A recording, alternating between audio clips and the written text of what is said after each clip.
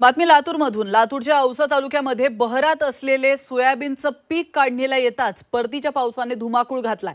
त्यामुळे हातातोंडाशी आलेला घास गेल्यामुळे शेतकऱ्याला रडू कोसळलाय। एवढ्या मोठ्या प्रमाणात नुकसान झालं असताना देखील कोणताच अधिकारी फिरकला नसल्याची खंत शेतकरी व्यक्त करतात। शेताच्या बांध्यावरून याचाच आढावा घेतलाय आमचे प्रतिनिधी वैभव बालकुंदे यांनी। 4 दिवसापासून ढगफुटी सदृश्य पाऊस पडतोय, त्यामुळे औसा तालुक्यातील उजनी परिसरामध्ये मोठ्या प्रमाणात नुकसान झाले।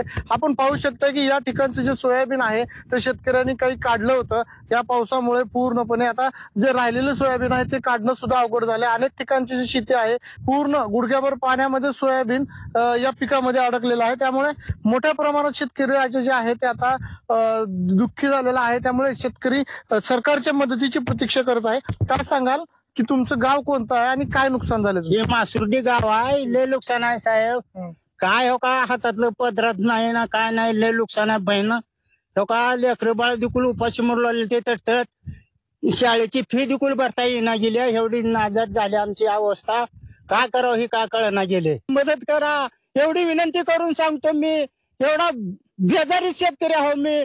कुठे एकरभर जमीन नाही, 4 पोर आहे, ती 4 जनावर आहे, ती काय झालो ही मला पंचायत पडलेले आहे। एवढं सांगून माझी विनंती करून साहेब आमच्या पुस्तक तुम्ही दखल घ्या, ही नम्र विनंती आहे माझी। सांगेल ते ऐका आमचं गरीबाचं। मायबाप सरकारने या भागातील शेतकऱ्यांचं दुःख जाणून घ्यावं आणि या शेतकऱ्यांना थेट मदत करावी अशी मागणी या शेतकऱ्यांनी केली आहे। वैभव बालकुंदे, जी मीडिया, लातूर। आणि आता घेऊयात कृषी क्षेत्रातील बातम्यांचा वेगवान आढावा। बातमी धुळे आणि नंदुरबार मधून। धुळे आणि नंदुरबार जिल्ह्यामध्ये कापूस वेचणीला सुरुवात झाली आहे। यंदा 3.5 लाख हेक्टर पर्यंत कापसाची लागवड झाली आहे। त्यामुळे कापसाला योग्य दर मिळावा अशी मागणी कापूस उत्पादक शेतकरी करतात। बातमी सोलापूर मधून। सोलापूरच्या माढा तालुक्यात झालेल्या पावसामुळे अनेक ठिकाणी पिकांचं नुकसान झालंय।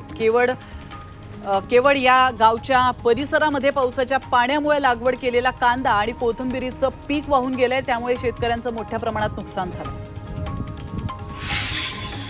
तर वाशिममध्ये पावसामुळे पिकांचं मोठ्या प्रमाणात नुकसान झालंय। 19,146 हेक्टर शेतीचं नुकसान झाल्याचा अंदाज आहे। त्यामुळे शेतकऱ्यांची चिंतेत वाढ झाली आहे। त्यामुळे तातडीनं पंचनामे करून भरपाई द्यावी अशी मागणी शेतकऱ्यांनी केली आहे।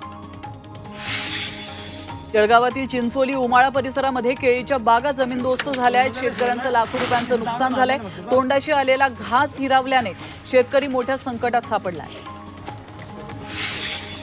नाशिकच्या लासलगाव बाजार समितीला केंद्रीय पथकाने भेट दिली आहे। कांद्याचे भाव आणि सध्याची परिस्थिती लक्षात घेण्यासाठी केंद्रीय पथकाने बाजार समितीला भेट दिली आहे। नाशिकमध्ये केंद्र सरकारने कांद्याच्या भावावर नियंत्रण आणण्याची तयारी सुरू केली आहे। मात्र या विरोधात बहुजन शेतकरी संघटनेनं आंदोलनाचा इशारा दिलाय। तर कांद्याची आयात करून भाव पाडण्याचे कट कारस्थान असल्याचा आरोप शेतकऱ्यांनी केलाय। कोंबड्यांच्या खांद्यावर अन्न घटक छापणे बंधनकारक असणार आहे आणि खाद्य पुरवणाऱ्या कंपन्यांनी 15 ऑक्टोबर पासून याची अंमलबजावणी करा असे निर्देश देण्यात आले। रायगडचे पशुसंवर्धन उपायुक्तांनी याबाबतचे निर्देश दिलेत। पुण्यातील टाकळी हाजी परिसरामध्ये मुसळधार पावसामुळे ऊस शेतीचं प्रचंड नुकसान झालंय। ऊसाचे उभं पीक जमीनदोस्त झालंय। मात्र त्यामुळे ऊस उत्पादक शेतकऱ्यांना मोठा फटका बसलाय। धुळे जिल्ह्यातील पाझरा नदीच्या पाणलोट क्षेत्रामध्ये मुसळधार पाऊस कोसळतोय। त्यामुळे अक्कलपाडा धरणातून 6,000 क्युसेकने पाण्याचा विसर्ग सुरू केलाय। दरम्यान पांझरा नदी काठच्या गावांना सतर्कतेचा इशारा देण्यात आलाय।